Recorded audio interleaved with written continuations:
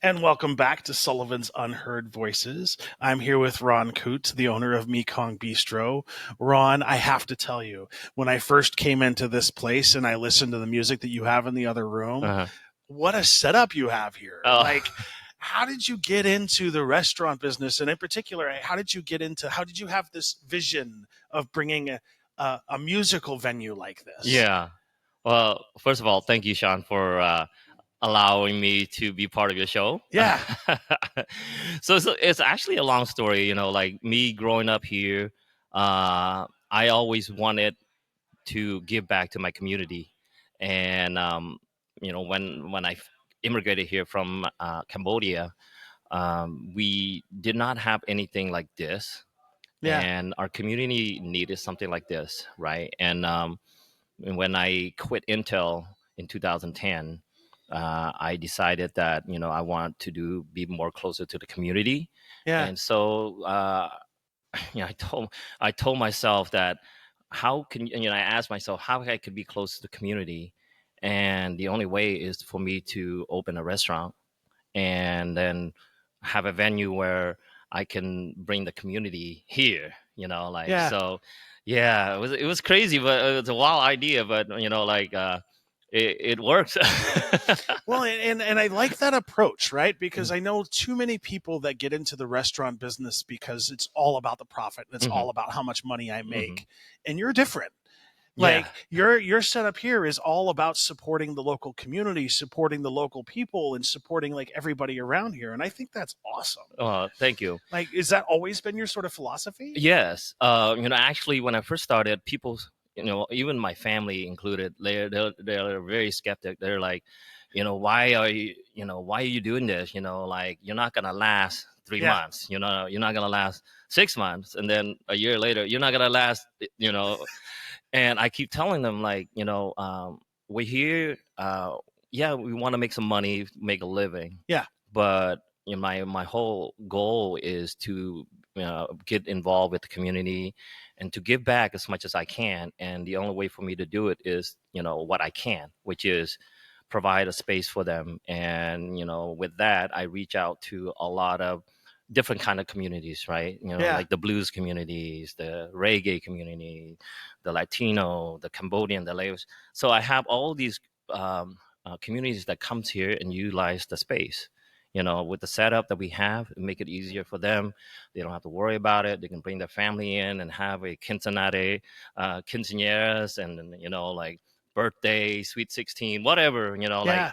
we have it all here, and the beauty of it all is like the community did not want us to fail, Yeah. right? They didn't, because we provide something to them, for them, that they would help us not to fail, especially during COVID, right? During COVID, it was very hard for everybody, and we were thinking about, man, we have to shut it down because we can't afford it, Yeah. right? But then the community keeps like come and just purchase, like gift certificate, or order food to go, or just buy stuff so we can have some income, so we just keep going, right? And that's the beauty of all of this, is that we're helping each other, and here we are. And I love that idea of helping each other too, right? Because like uh, we've come to a point in society where government doesn't really actively help in Hmm. the community. They Hmm. try their best. They just don't have enough money. They don't have enough resources, they don't have time. Right. And so organizations such as yours actually has this sort of pulse on the community, but it's not a one-way street, right? Hmm. It's one of those things where I don't know how to put this other than creating a safe space for people to come and be a part of the community and have a place where they can just enjoy themselves Hmm. Hmm. and be free from judgment, Right. be free from like political pressures and all that other stuff. Like once you're here, Right. this is a safe space, Right. and that is amazing. There's not Yeah. enough of them. Oh, I love the scenery here. Yeah, Like when I say scenery, it's just different kinds of cultures here every single time, every week. We had Iranian weddings here. Like that's we awesome. had Indian weddings. We have Ethiopian or Kenyan party and festivals, and just different kinds of cultures that comes here, and that's like we feel as a family we love it, we enjoy it, that's what we want, right? And going back to the part where it's a safe haven for everybody, safe haven for everybody. uh it is, like everybody that walks through the door, that comes through here, they feel like they're family. Yeah. And that's what we want, Yeah. the atmosphere, like you can come in here and like, hey Ron, can I sing karaoke? Like, okay, turn on the karaoke system, you want to sing, go ahead, like it's just like that, right? It's not like, you come here, you eat and you leave. No, like you walk in here and everybody knows your name, just like Cheers, right? Yeah. Everybody knows your name, like you're a regular, your friends, your family. And I couldn't ask for anything more, So what prompted you to start in this neighborhood in particular? Was it something about this particular spot? Like, did you just come across this property and you're like, this is an amazing piece of, like, how did you come to this location? So before Mekong Bistro, there was another place, the venue that I had. It was called the Good Call Sports Bar and Grill on Division, and it was shut down mainly due to the building got foreclosed and the banks did not want us to be there. And we were lucky that the owner of this building was willing to give us an opportunity to be here. They're very nice people. And I thank them every day for for providing a place for us to do what we do here. Without them, we wouldn't be here, right? So the opportunities here. Also, like 82nd, especially Northeast 82nd, it's got a bad vibe, right? A bad name, bad reputation, because as you can see, there's some hookers walking out there, Right? But my family and I felt like we want to make a positive impact and changes into the neighborhood, right? And in order for us to do so, we have to be involved, be here, right? We can't just say, okay, we want to change over there, but we're somewhere else, right? Yeah, you want to be a part of the it, community that you're trying to help. Yeah. Right. Yeah. And so like we're blessed to be here, and we're like every day we have some people that are in needs of food, say it's homeless, that would come in here and ask, hey, you have some food I can eat? Yeah, we'll cook you some food, like send them, they'll come back regularly now. And we have a program called just feeding people. Yeah. Right. There's a board over there, no questions asked. If you want to donate, you can buy a meal and just put it on the poster there. And then when people come in and they need a meal, they just pull that meal ticket, and then we'll send them off. Yeah. Let's just pause there for a second. First of all, that's awesome. That's so when you come in here as a patron, you have the ability to say, hey, tack another meal onto my bill. Yes. And help someone else. That's like, how did you come up with that idea? That's awesome. It's just one of those things where during the hard time, especially during COVID, people were hungry and stuff like that. And so we came up, I don't know, one of my family members or friends that brought up the idea of, hey, why don't we put a meal board there, and anybody can purchase a meal. It can be happy hour meal, whatever price, whatever you want to purchase, and just put it on the board. And when people come in, some people might not be able to afford a lot of stuff, right? And if they come in and have a nice hot warm meal, that'd be great. So, and that's how it all started, So, how many people do you typically feed on a weekly, monthly basis? Oh, quite a bit. Yeah. Hundreds, right? Yeah, definitely. We have people that most of the time the meal board is empty, but for us, Mekong Bistro would just print out meal slip over there just to make sure that when people come in, it's not empty. Yeah. Yeah. That's awesome. That's so awesome. And how long have you been in the United States? So I immigrated here January 1981. So it's going to be 44 years here in a month. What prompted the decision to come to the United States? So I came from a war-torn country of Cambodia, and we were refugees from Cambodia to Thailand, and from there we stayed in a refugee camp for about 6 to 7 months. Finally, my uncle was able to sponsor us here to the United States. We had choices. We could have been to France or England or Canada. Yeah. During that time, there was a lot of sponsorship in those countries. But luckily for us, my uncle was here first in America, and so he found out that we were still alive and we made it to the refugee camp, and so he sponsored us here. And January 1981 was when we arrived here in Portland. What an experience that must have been. Yeah. Like, what were the conditions like? If you don't mind me asking. No, not at all. What were the conditions like in the camps? And I hate to use the word camp, but that's kind of what they were, right? Okay, so let me give you a little bit of history. Yeah, please. And when I say camp, to me back then was heaven, right? Okay. So why would I say a refugee camp would be heaven? Well, that's because I came from, like I said, a war-torn country, right? From 1975 to 1979, Cambodia was ruled by a dictator by the name of Pol Pot, which is the leader of the Khmer Rouge regime. And the Khmer Rouge regime, with less than 4 years, was murdered over 1.7 million Cambodian.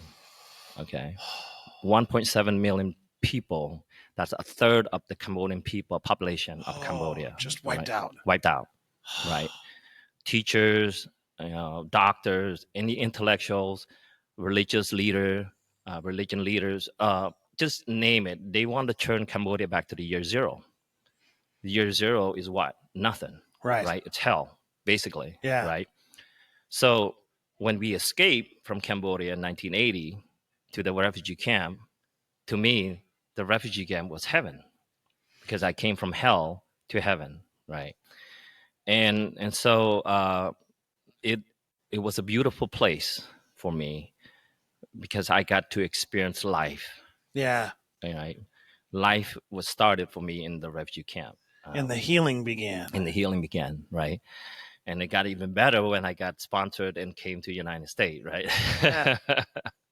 So, I mean, that was my plight, from hell to heaven to now America. Right? Yeah. And so, yeah.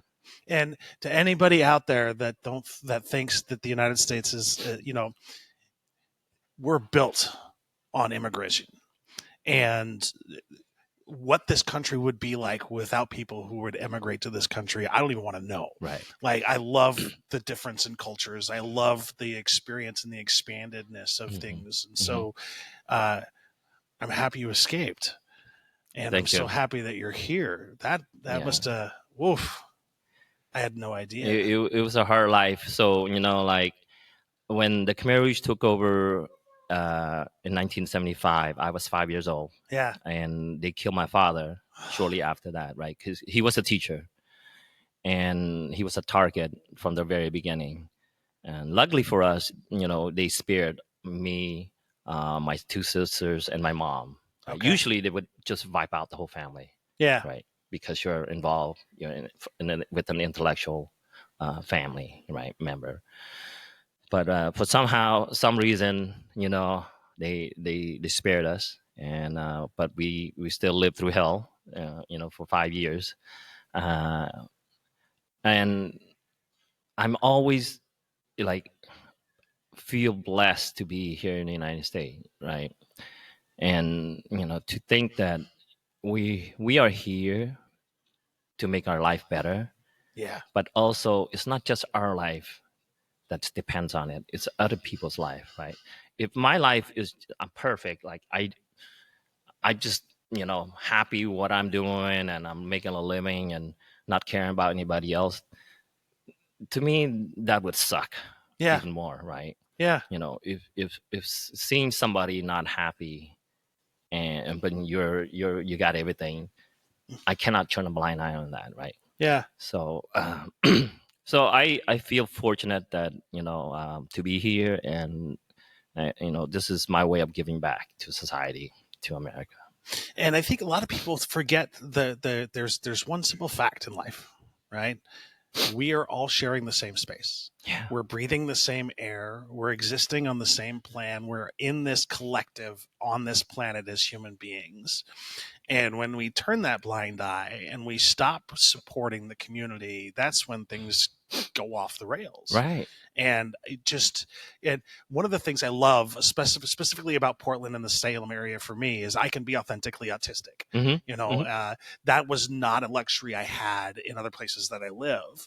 And so having that ability to just be your authentic self and support your community and have them support you has been transformative. Yeah. And I couldn't do it any other way. Exactly. Yeah. Exactly. Like we lend each other a hand, pick each other up, and we push each other to be better. Yeah. And that's how we see it. Like you just saw the Vietnamese community that they're setting up for tonight's event, right?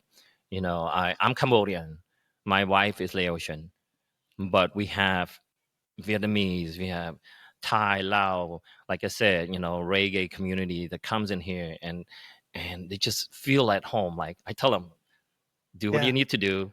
That's, even though it's my system, it's my place, it's your house as well. Take care of it, right? And that's what they did. They set it up, they do what you need to do, and now they're gone. They're coming back later, right? And we need to help each other be better and not like feel like, oh, he's better than me or she's better than me or I'm better than them, that I don't need to associate or interact with them, right? Life's too short. Too short for that. Yes. Life's too short. You can't be doing that. In a book, there's a book, it's called I Live to Tell the World. I'm in that book. One chapter of it, right? And the author, Elizabeth Marin, she wrote that book. And what's interesting about that book is that all the stories are from local immigrants that came here, that live here now in Portland, right? We survived the worst atrocity of any kind, right? From Cambodia to Rwanda to Austria to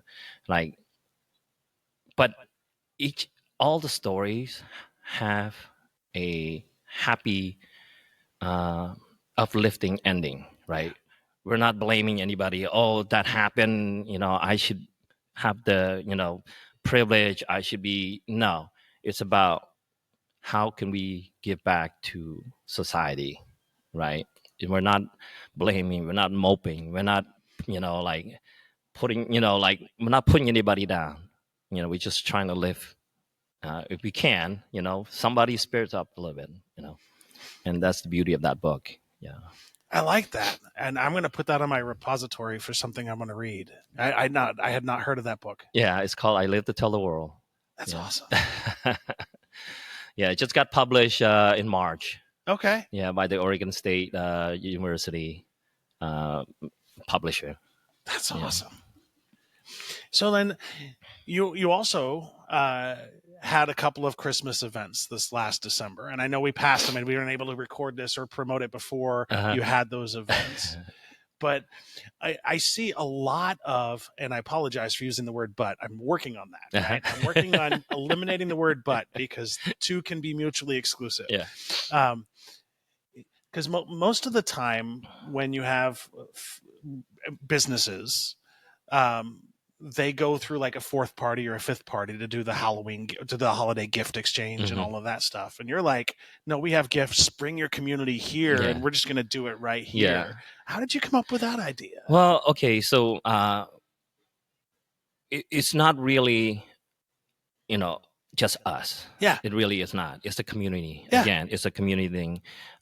We partner with other organizations, such as the Food for All organization and Oregon Food Banks for the food drive. Well, we don't call it the food drive. It's just food giveaway, right? Yeah. So every year, because we have a place to host such functions, that they would provide us with all the fruits and vegetables and things that people need, right? And so they would deliver it. We have a place, we have a team that would pass it out, right? Give it away. The same thing with the toy giveaway, right? The children Christmas giveaway, right? Party. We partner with Fox 12. Oh, nice. Yeah, and so Fox 12 provide the majority of the toys. Okay. Right? And we, we would go and pick up the toys, but we provide the place, the function. We gather, we organize, and bring kids together, right? People together, and have a holiday where like they might not experience if they don't, So that's how we do it. Like we don't have a lot of money, but we have a lot of connection. We have a lot of, our heart is rich, right? When you have a rich heart, that means you can do a lot of stuff, right? And that's what we do. We have an organization called Operation Jenda, and Operation Jenda is it's a nonprofit, and our goal is to build young philanthropists. Because my daughter is Jenda. Her name is Jenda, and she's the one that started the organization. That's awesome. And we have built a school library in Cambodia. We raised enough money to build that. This last summer, in July, they went to Laos and did the grand opening of a elementary school, 5-classroom elementary school in Laos, right? And that is because we were just doing fundraising, and so we raised all the money. All these people in the organization all volunteered. Right? Volunteered. If anything, they spend money on the stuff that more than they give. They give. But like it's beautiful that everyone enjoy being a part of Operation Jenda. And our next goal is to build, next project, not a goal, is to build a school in the Philippines. Oh, that's awesome. And we're going to kickstart that in January, that project. And hopefully that, people will come in and join us and, just celebrate and just do what we can, just volunteers. And it usually takes about a year to raise 60,000 to finish the project and stuff like that. But however long it takes, we're gonna do it. And we want to, after the Philippines, I want to do either in Africa, somewhere in Africa, or in Mexico somewhere. But that's our plan anyway. We're just going all over the place and doing stuff. That's so awesome. And so, like, when you build a school, you said a 5-classroom school? Yeah, elementary school, yep. It's funny that you said that, because, like, I was just having a conversation this week with a friend of mine about the importance of education in certain areas, and the lack of opportunity for education in certain communities. And to hear that you've done that, that's awesome. Like, is that an idea that your daughter came up with? Well, yes. So basically, here's the long story short. We have plenty of time, okay. So long story long is fine. 3 years ago, when she was 4 years old, 3.5 years ago, her mom, Jai, went to Cambodia to do a grand opening of a school with partnering with the Golden Leaf Education Foundation in Cambodia. So while she was gone during COVID, she, we FaceTime and stuff like that. And she told Jenda, back then she was like 4 years old, right? Yeah. It's like, hey, mommy is going to be here a while, helping kids and stuff like that, And she's like, well, mommy, when I grow up, I want to be like you, right? And then Jai said, well, baby, you don't have to wait until you grow up. You can do it now, right? So when she returned, we took a little road trip to Florence, Oregon, right? I was there for, I forgot I was there. What I was there for. I know it's not golfing. But anyway, maybe it was golfing. Okay. And then Jenda and I walked down to the beach, and then I'm asking her, are you sure you wanted to do something to help the kids? And she's like, yeah, Dad, I want to do something. So I videotape her singing a song about, helping the children. Would you like to donate and all that stuff? And she was 4, right? So when I sent that video to my wife, Jai, and she's like, wow, this is awesome, right? And that's how we became Operation Jenda, just her ideas of wanting to help, and then along with other people that want to do some good works, right? Some work. Mine as well. They do volunteer. So, and then we raised the money to build the library in Cambodia. And so she got knighted, or as a dame, the youngest dame for the Rose Festival. That's awesome. Yeah. And by the Royal Rosarian. So she's the youngest dame ever knighted in the history of the Royal Rosarian Rose Festival, right? Yeah. So, yeah, we had Miss Oregon was here doing the fundraising and stuff like that. Miss Oregon, Miss Portland, and a lot of people got involved for that project. And we were able to raise that money really quick and build that library in Cambodia. And then, after that, it's just keep, like, okay, what's next? What's next? Yeah. So we went to Laos. Now we're going to start out in the Philippines next month. Yeah. That's awesome. Like, I'm getting emotionally choked up just hearing about it, right? That's beautiful. Because I think about how many people and how many kids are solely focused on just games and that's awesome. Yeah. Like, let's build a library. Like, that's awesome. That's absolutely awesome.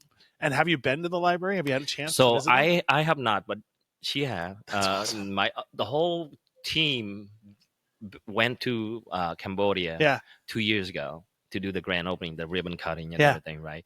I couldn't go. I had to, stay behind to watch over the business and stuff like that. If I'm gone for a couple of weeks, it would be chaos here. Yeah. But I have not. But yeah, she's been to the library. She's been to the school in Laos. Awesome. Yeah. This young lady traveled the world more than I did. That's so cool. Yeah. And I don't think people fully appreciate, because you say something that's important, right? So I used to do a radio show about restaurants back in Seattle, and I don't think people fully appreciate the amount of work that goes into managing a place like this. It's really it's something that people don't understand, right? Unless you're in the business. Yeah. Then you're like, oh, you have to do this, right? Who's gonna clean the toilet? If I don't do it, who's gonna do it, right? Right. Yeah, no, it's not gonna clean itself, right? It's a lot of work. It's a lot of it's a lot of time you put into to make sure that it's presentable. Make sure that the stove is working, or the refrigerator is working and not broken and stuff like that, or the heater in that room is functioning properly. It's just one thing after another, and there's no downtime, right? You cannot, I'm gonna take a break for a day. No. No such thing. You could try. You could try. Yeah. Yeah, I remember last Friday, not 2 Fridays ago, I just like, honey, I wanna take a few hours away from here, right? I wanna go somewhere else. And so we cruise around Selwood area. That's where I grew up, right? And went there, stopped at a local bar there, had a few drinks, and here we got text. Oh, where's this? What's going on with that? Like, I just need a few hours. Can you not? But it's crazy, but I love it. I enjoy it. It's a labor of love, right? Yeah. You have to enjoy it. You have to like what you're doing, or else it's not gonna work, right? Yeah. And Yeah. you get the coolest musicians through here. It, Oh my absolutely. goodness. Oh my God. I meet so many kinds of like great artists that comes through Yeah. here. I can say Portland is spoiled. Yeah. We are spoiled here, right? Because there are so many good artists and musicians that are here in Portland, Mhm. but the locals, they don't care so much about it, right? They take it for granted, like, oh, just, oh yeah, I know those guys. I don't need to, it's not, 100%. yeah. They need to like, damn, let's go support that artist. Let's go listen to some good music. Let's go eat some good food. Like have a drink or so, or dance. Like we have to do that. We have to help each other be successful, and that is something that I am working on. Yeah.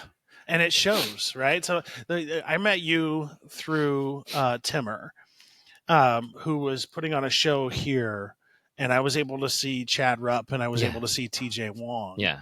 And Those I guys got, are great oh musicians. my goodness. Like, Yeah. And I think people don't appreciate the amount of talent that we Right. have just right here. Right. Like, I love Dave Matthews. He doesn't need my money. Yeah. He's Right. good. Right. It's the Nicky Jones band. Right. It's the Johnny Wheels. Johnny it's Wheels, the Bronny right. Logan. Yeah. It's those guys Yeah. and girls that need the support. No, for real. Mhm. Sorry. Oh, A you're little good. head cold. Mhm. No, like I said, I've experienced. I got to meet all these and listen to all these artists and bands, and it's just amazing how good they are, right? And from blues to jazz to reggae to Latin music to salsa, they're just wonderful. I got this 12-piece salsa band that Oh, that's comes and play awesome. here, and they're just awesome. They got the horns going, and they got the it's just It's awesome that you have the space on stage to accommodate something like that. yeah. That's awesome too. They love it. They're like, man, this is awesome because all 12 of them can fit on the stage. Yeah. And not only that, but like the system itself works. Yeah. Like I have been to so many places around this area where the bands are amazing, but they have to bring their own PAs, they have to bring their own this, they have to bring like here it's like plug and play. You're awesome, ready to go. Me when I first came here, my cousin started a band in the 80s, right? And I grew up in band environment where you go play, you have to bring your system. Yeah. Right? All these big speakers and subwoofers and all this PAs and all that stuff, right? And then, I would help them lift and carry these things and loading and unloading and even drive up to Seattle. It's horrible. It's a lot of work. It's a lot of work, And I'm like, man, and how much you guys getting paid for this? Like Nothing. You just do it for the love of it, but then it's just, I see it. And then when I have this place, I want to make it easier for the artists, right? And that's why I put everything together.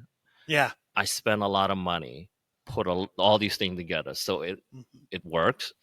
And these guys don't have to carry anything other than their guitar or the keyboard. And then, I even have a house drum, Yeah. And they're welcome to use it. And everything is all set up and ready to go because I feel them. I know what it's like for them to just go to places and have to load and unload and set up. And it just takes a lot of time, right? And I don't know if you've received feedback or not, but the feedback that I hear from musicians that have come here is once they open the door and they see what you have here, it's a sigh of relief. They're like, oh. Yeah. So I wanted to share that. Okay. More than one musician has said that. I am about so your glad setup. to hear that because that's my intention. My intention is to make sure to relieve some pressure from these from musicians and from bands. I want to give them something to enjoy and not having to like, oh man, I have to play. I have to be over there. I have to do. Yeah, no, like like I said, these guys that just came in today, they just brought their guitar and keyboard and you set up the system, and then boom, they're done. They're gone. Yeah. Was that always the vision? Yes. That's awesome. Yeah. Yeah. My intention is to make life easier for artists because I appreciate them. Yeah. I appreciate artists and uh, musicians. I can't play any instrument because I'm not coordinated enough, right? But I appreciate music a lot. I can relate to that statement so much. I'm not a bad singer. Yeah. I'm not a bad singer, but I tried the guitar. Yeah. I can't do it. I can't do it. Yeah, I tried one day, and my cousin's like, "Yeah, you're not fit for this." It's a story of my life. Stick to your day job. Yep. Yeah. So what kind of things do you have coming up? So we have the New Year's Eve countdown party here, December 31st. I have 3 bands playing. The On Cue, which is a jazz band. They're That's local awesome. here. And then I have a Filipino band. And also the main one is the Mekong River Band, which is my band, actually. Oh, that's so like awesome. when I say I don't have a talent for any instrument, I don't play any instrument. Yeah. But I put together a band called the Mekong River Band, and I sing. That's and awesome. I have 3 other singers as well too. And then this event will have Obi Addy, who is a reggae singer that is going to be performing with our band as well too. So we have a multicultural band. Okay, so we have on keyboard we have Zach Durham. He's Caucasian. Yeah. And then I have a guitars. We usually have Jimmy Russell and Catherine Grimm as a guitar, but they're not going to be able to make it this Tuesday because Catherine is in London right now celebrating the new Christmas and New Year over there. And then Jimmy Russell is going to be playing in Eastern Oregon, so he's not going to be able to play. So we got Sam, who's substituting for those 2 guys. And then I have Bon, who is Vietnamese, as a drummer. And then Duan, who is Vietnamese as well as a bass player. That's so awesome. Yeah. That's awesome. What kind of music do you play? We play all kinds. Oh, that's awesome. We're a mix like pop, rock, a little country, a little reggae. We do it all, right? How fun. Yeah, we just do right now we're cover, but then in February 8th, we're gonna debut our original. Yeah. That's awesome. That's gonna be my big 55 birthday bash. Yeah, we're gonna call it the Dominicals. I love it. Oh, I love it. Oh, that's a perfect and name. Everybody's invited. Yeah. I will be there for All that. right. Yeah. You better believe it. Oh, yeah. I won't miss that for the world. That's awesome. It's gonna be so much fun. Yeah. And how did you come up with the idea to put up your own album? Was that like organically? You just kind of like. Well, okay. So, like I said, I love music. Yeah. I grew up in a music environment ever since I came to the United States, right? And music is what actually taught me English. Okay. And other languages. Yeah. I would listen to music all the time and just mimicking the words, right? Like, Survivor, Eye of the Tiger, or Billie Jeans. Back then in the 80s, I would listen to them. Foreigner, I Want to Know What Love Is. I really don't know much what the meaning are. Yeah. But just listening and mimicking the words, and then that's how I became very fast learner in English, right? Okay. Yeah, and Mr. Jim, I remember Mr. Jim McCall. He was my ESL teacher, and he would put on the Carpenters every single day in class, right? We would listen to Puff the Magic Dragon and On Top of the World and, Yesterday's Once More. And I would learn those songs and then put it together. And then that's how I learned English. That's awesome. And the same thing with Cambodian music as well too. Yeah. Although I was born in Cambodia and did not leave Cambodia until I was 10, I know nothing about Cambodia because of during that time is war, right? Yeah. And But they stripped you away from your culture. right, there's nothing there for you to learn. Like basically, you have one set of clothes and one meal a day, if anything. Yeah. Right, and then you don't know anything about anything at all about the world, let alone about Cambodia. So when I first came here, I was able to listen to Cambodian music, and that those musics will paint pictures of what the culture of Cambodia is like, what Cambodia, a certain part of Cambodia have specific, like flowers or plants or animals or women's, or it's just Yeah. that's how I learned about Cambodia, basically from music, right? So going back to the question, what prompted me to create a band? And Yeah. I what like I wanted to do something different, right?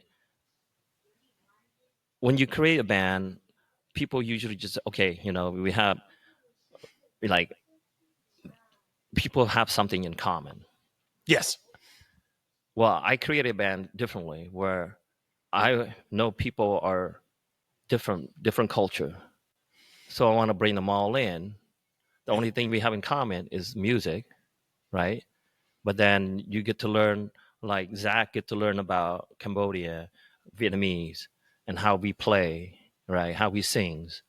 The same thing with Jimmy and Catherine and Dawn and Bon. We're all learning something about each other. Yeah. And then together we make great music, right?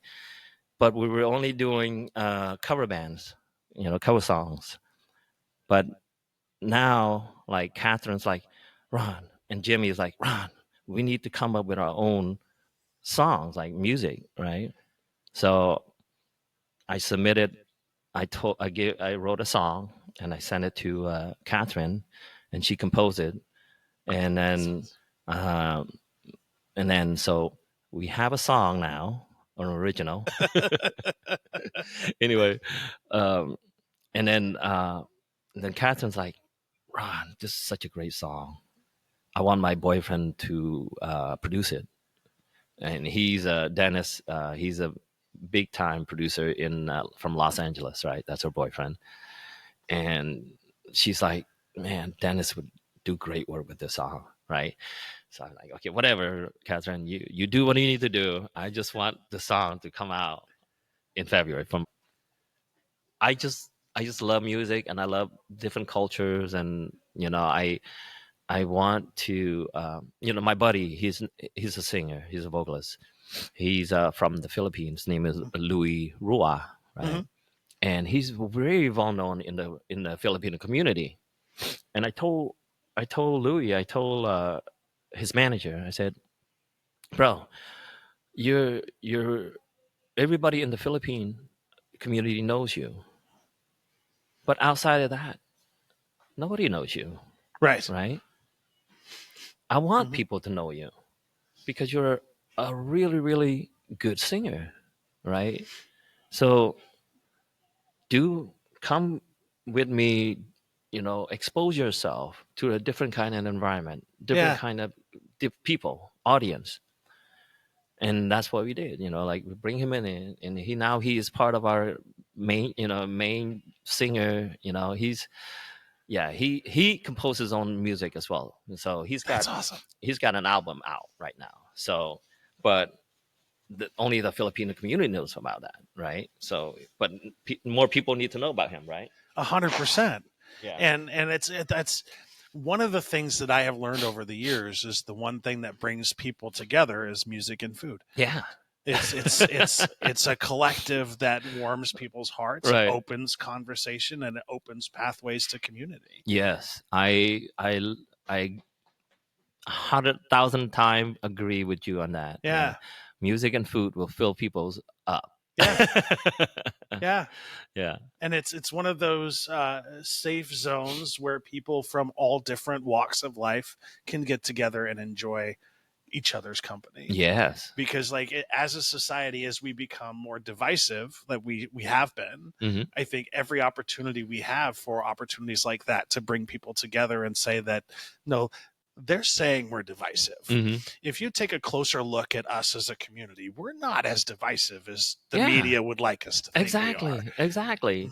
No, man, we're just human beings, you know. We just need to love each other and care for one another and look out for each other and, you know, help each other out. You know, help each other out. That's what we need to do, right? You can't like, oh man, you know, you got this, I got this, you know, it's mine, it's yours. We can't be doing that, you know, like. It gets in the way of humanity. I think. Yes, it really does. It gets away from growth. Yeah, it gets away from progress, right? Because if you're holding back, and if you're holding, you know, off, then how can you grow? Yeah, right. You know, yeah. You expect something we're expecting to move forward. You can't be, you know, sitting back and criticize other people, or, you know, turn a blind eyes. You cannot do that. You know, if you want to move forward, you gotta help each other move forward, right? And I think a huge part of that too is self-reflection. Yeah. You know, like having people. I don't know if about you. I would imagine it's very similar to me. I spend a lot of time on self-reflection and improving myself as a human being. Because, you know, we're going to make mistakes. You're going to do things wrong. You're going to screw up. Yeah. And the only way to get better or get past it is to experience that and learn from it and just commit to yourself. I'm not going to do that again. Yes. Yeah. Yes. Oh my God. You know, I made so many mistakes in life, so many mistakes. And, you know, like I still make mistakes even now, like, you know, but I learn a lot from it. You know, I learn a lot from my mistakes, and I learn to be better as a human being. You know, like the mistake I made is not so much like, oh, you know, financial or you know, picking the wrong food to eat for that day. Yeah. No, it's the mistake like, man, I could have done something for someone, or I could have do something to help doing something, like those the kind of stuff, like the self-reflection is like, okay, if I see something in the next time, I will try to do it the other way instead of walk away, right? Yeah. Especially like one of the things within the autism community that you learn really quickly as a parent in particular is it takes a village to raise a child on the autism spectrum. It really does take a community. And one of the things that I've learned, and the mistakes I made recently, is I actually really had to commit to saying non-speaking instead of non-verbal, because as somebody who is non-speaking came up to me after an event once and was like, no, I can talk. I just use this electronic device. So I'm verbal. I can communicate. I just can't speak. And like that little distinction, like, oh, that opened up so many things to me. Like I would have never thought that. Right. But and instead of dwelling on it and like, oh my goodness, like no, I commit to never using that term again. And just that little shift has been huge. And if it weren't for that moment of self-reflection, I would have never gotten there. Yeah. No, that's wonderful, man. Like the thing is, like, you have to recognize that there is a flaw in you. Yeah. Right. You have to recognize that you make mistake, and you will continue to make mistakes, and that it's okay. Yeah. To make mistake, just as long as you learn from it. Right. What are you gonna do with that mistake? You know, it's gonna define you. 100%. And there's no such thing as a perfect hero in real life. No, there's nothing. Nobody's perfect. Nobody's perfect. I don't care who you are, you know, how much money you have, or how big of a house you have and stuff like that. Nobody's perfect. Yeah. You know, and so the best thing that I can do is, what can I do to help better, make it better? That's and it has a ripple effect, I've noticed. right? So as you're kind and you lead with kindness and you lead with empathy, other people tend to be kind and have empathy back. So the more negativity you throw out there, Yeah. the more negativity you get Give it back. Yes. And so if you commit to just positive and being kind, Right. the world is your oyster. Right. And there's so many opportunities that Yes. just because I made that shift of focusing on that Mhm. positivity and kindness, Mhm. my life has changed. Oh, 100%, brother. 100%. You know, like, just an example, right? We as a family, as a entrepreneur, restaurant owner, we do not give negative vibes, Yeah. right? What we do is we honor, we talk to people, we associate ourselves with people, even though they're negative, they're even though they're toxic, we don't close ourselves. Yeah. What that does is like it transform those people, those mindset, right? And then they'll be like, oh yeah, okay, you're not being combative, Yeah. you're actually listening and accepting. Then that transform them a little bit, it changes them a little bit, change their attitude, Yeah. you know. I can give you an example, right? There was a lady who, she had a bar, and she'd have function here, she comes here, and she was very negative, like, why are you doing it this way? You know, your service is slow, your, you know, drink is slow, and you're not gonna make it, you're not gonna, you know, like, you're not gonna, how can you operate your business this way, you know, and stuff like that. And I just like look at her and I smile. I say, well, you know what, this is how I do it, this is how I do things. And you know, I know that I'm losing some business, but I'm gaining a lot Yeah. from what I'm doing, right?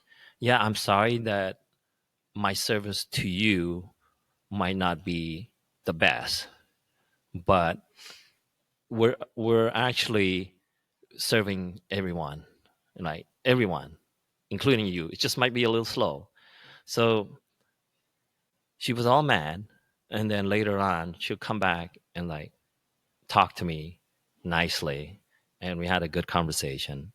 And then, you know, from there on it's different, right? Yeah. It's a different mindset when she comes here later. Later on, it's more of, hey, how's it going, you know? You know, it's just more a pleasant conversation instead of, you know, if I was to be like, no, this is my, you know, like, Yeah. it's people would react differently, and I might not have a good impact on her behavior. Yeah. So 100%. And I've noticed over the years too that um, when you have the opportunity to model kindness to people that may not have ever experienced it, mhm, it could very well be, and it's been my experience more often than not, that they're going through something. Like you mhm. don't know Oh what their life yeah. story is. You Yes. don't know what they're experiencing or what their life is. And Yes. so instead, like give people the benefit of the doubt Right. and Right. say there must be going something Right. because they're not happy. Right. So why would I dwell and feed into their being unhappy Right. when I could say, look, like let's have a different conversation. Right. Yeah. No, that's how I think every day now. Is like if I encounter something or someone, I have to say, okay, what is their life Yeah. like? Yeah. You know, what make them who they are, right? I can't just like, hey, you speed, or you cut in front of me, and I, you know, and then you just, you know, just battling, and you just throwing words and insulting each other, then it would just become worse, right? Yeah. So basically I take a step back and would think about it. Oh, okay, you have a rough day for some reason, and if you feel like talking, I'm here. If you're not, I'm okay, right? What can I do to help you? Yeah, Yeah. that's how I approach things now. It's just, um, Yeah, you got to see it from other people's perspective, right? But you also have to be careful. You don't want to be given in on things that you're not supposed to, right? Yeah, that's where I go. That's where I get into trouble. Yeah, I trust way too easy. right. When you're allowed certain things to happen, when like cross that line, Yeah, then that's not good as well, right? You have to make sure that you balance yourself. Like, okay, give them some space, but yeah. don't make them cross that line, right? Yeah, And you don't have to fix everyone. exactly. Yeah, that was a huge. I always try to fix people. Yeah, When I was younger, I'm like that. Just it's wasted energy. right. I have found. Yeah, I don't think we can fix anyone. No. We just need to. We can try to help them understand what it is that it's going on, what's happening. What Yeah. can I do to make your day a little better today? Yeah. Yes. Yeah. Well, we've been at this for an hour. Oh yeah. Yeah. Mm-hmm. Well, I mean, if you want to go on, it's up to you. I mean, like I got a little more time. You got it. Yeah. Mm-hmm. So, in terms of like the music scene, Yes. right? Are you starting to see a resurgence in activity? Like, are the crowds finally starting to come back? It has been the last few months. I've seen a lot of more functions that are more people are starting to be more engaged. I Mhm. mean, like COVID has done a lot to the community, and Yeah. it's too bad that COVID happened. But I think now people are, well, especially here, at Mekong Bistro, the bands are coming here to play more. More bands are coming here, and we're seeing more people coming in to support them and stuff like that. So Yeah. yeah, it's a resurgent. It's coming back, and it's great. I'm glad to see that. Tomorrow night and Sunday night, the Quick and Easy Boys are going to be here 2 nights in a row, and That's awesome. yeah, and they're going to be jamming. Oh, they're good. Yeah, they're really good. Yeah, and so I'm excited. Shawn, who's not you, but the Yeah. other Shawn, he's the one that like contacted me. Say, hey, Ron, do you have these dates available? Like, it just happened that I do. Like, yeah, can you? So he's gonna bring his bands come over, and yeah, we're excited. And so there's gonna be a lot of people here tomorrow. That's so, awesome. Yeah. And like on a typical night, you have like what, 20, 30, 100 people? Yeah. Yeah. Typical that's awesome. nights. Yeah. Yeah. But like on a special event night, Yeah. like weekends, Saturday mainly, we usually have a couple hundred people. That's awesome. Yeah. I'm so glad it's coming back. Yeah. It's still lagging behind in Salem. Okay. They only have like a couple of venues, and the venues that they have, they're kind of struggling still. Yeah. But I think that's kind of typical from a city of Salem's size. So I'm very happy to hear that there's a resurgence in Portland. Yeah. Yeah. And it's starting to sort of pick up. I'm hoping it extends back down there as well. Yeah, I think it will be. It's just again, it takes time to grow. Yeah. And to especially after the loss that we had from COVID. Yeah, it hit us hard. It hit us really, real hard. I mean, especially the music scene. Yeah. I mean, most music venues closed down and stuff like that, and it's because of that. And I feel like it's gonna make a comeback, and it's gonna be even better. Yeah. And I'm going to try my best to do what I can to make it come back too. Yeah. Like, one of the coolest experiences I've had when I've started this podcast was starting to interview musicians, and because there's another piece about the music that people don't tend to understand is how much work to put a song together. Oh my goodness, like hours and hours. It's not like you just get in a room, yeah, like unless you're like Tool. No, but even they took 20 years. But right. Anyway. No, like I said, these artists are very talented, but it takes time. Working their butts off. It takes a lot of time. It's not just okay. You write a song, but then you gotta have the other musician that comes together to make this song happening, right? Yeah. Yeah. So, behind the scene, hours and hours of practice, hours and hours of work. And so we have to appreciate that. We have to recognize that and appreciate what they are doing. And so, um, one of the things that one of the saying is like, the only time an artist become famous is when they're dead, Yeah. right? Yeah. Because it takes them so much time and energy, and then by the time their art becomes something, they're no longer alive to enjoy it, to Yeah. see it, like. And so yeah, I could not agree with you more. And most musicians do it for love. They do it for love. Yeah. Yeah, because they're not making a ton of money. No, they're not. Yeah. Oh my God, are you kidding me? You gotta, like, musician that goes and play in these bars and venues, and they're making what, $50 a Yeah. day? Oh, come That's on. it. And then tips, which Tips, nobody tips right, anymore. right. And Mhm. for me, I feel really bad because I can't give them more, Yeah. because I don't have enough to give them more.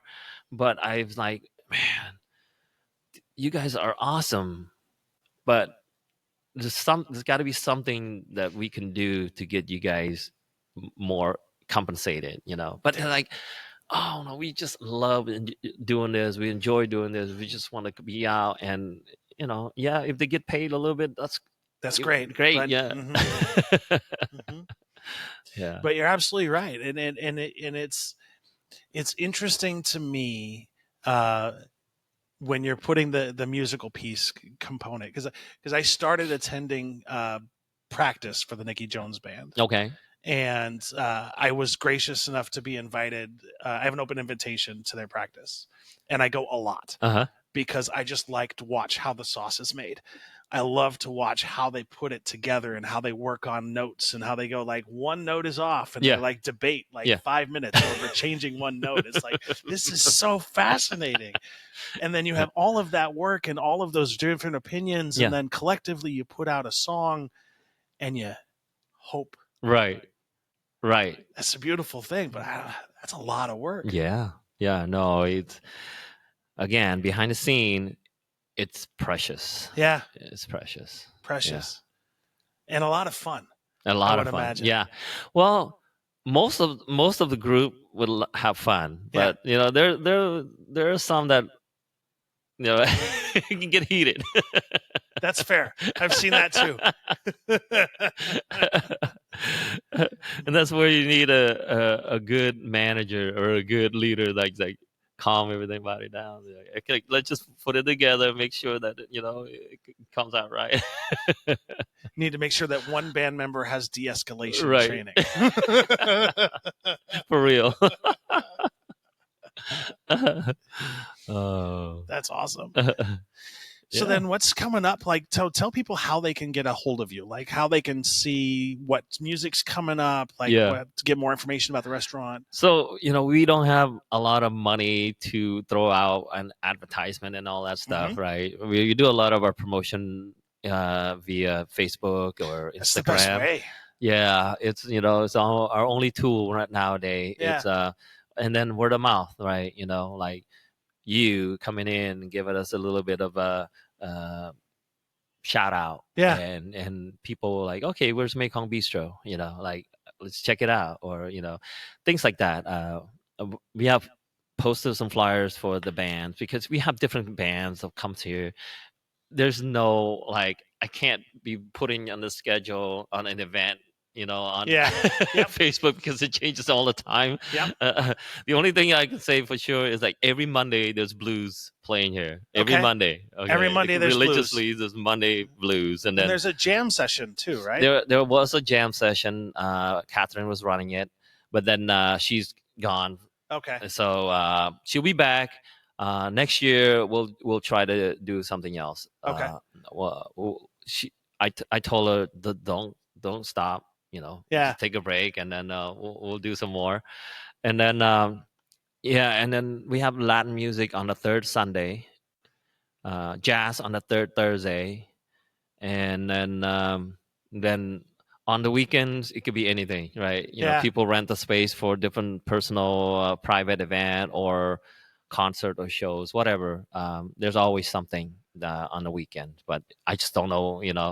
It's not. I don't know what it is. It's just it comes and go, and So yeah. the best bet for all of you listening is to just check out the Facebook page Yes. often Yes. and just see what's happening. Right. Because you're always posting what's coming up on Right. your Facebook page. Yeah. So if Yep. anybody wants to know, just take a gander. And it's Mekong Bistro right on Facebook, right? Yes, Mekong Bistro on Facebook, correct. And Mekong is Mekong. Yep, it's the mighty river that runs from China all the way down to the southern sea of China Sea. So I guess we'll close with this. In a perfect world, if you were to like see out in the future for a year, what kind of things would you like to see happen? That's a really tough question. I can dream about things, Yeah. but I'm more realistic guys, and what I see that could happen, and is that the city is going to grow in a very positive way. Yeah. We have a newly elected mayor that is gonna. I'm gonna try to help him help the people here in Portland for growth, for better. Yeah. That's my vision. Portland is like see less people on the street, and have better shelter and care for them. Right, help them to become better, not just give them something and see you later. I want to see a program, and I think there's going to be a program to help the homeless. There needs to be. Yeah. What we experienced the last 10, 12 years has been not really good, not good at all. And I think that needs to change. And I hope that the new mayor and the new leaders in the city will do that. And, I'm here. If you need my help, you need something, I'm always here. And I am proud to say that uh, I supported Keith Wilson for the mayor, and Keith, like I said, if you need some help and need advice, I'm here. You got my number. I appreciate that so much because I think a lot of people forget just how close away from poverty we all are. Yes. Like the sad reality is we're one medical bill, Mm-hmm. we're one bad month away from being homeless. Exactly. And it's going to take us collectively to solve the problem. Yeah. You can't have that top-down approach. Right. You need that approach that says, okay, what's going on? Because it's hyper-focused communities, right? What's going to work best for this community is not going to work best on the other side of town. Right. Right. You need to have that sort of community-based approach, I think. Yes. That involves the local community in the decisions to help the local community. You need the people that are from the community, from the place, that needs help and that want to help. Yeah. That you can't just like getting people from all other places that don't experience and don't know what's going on and trying to solve a problem that they don't know that there's a problem, right? Right. Or they'll offer a solution that is not a problem in this specific community. Exactly. Mm-hmm. Yeah. And so, I do, I'm very optimistic about this. Yeah. I think that it will change, and we will be better, and we will grow together. And yeah. Ron, thank you so much. This has been a beautiful podcast. Thank you, brother.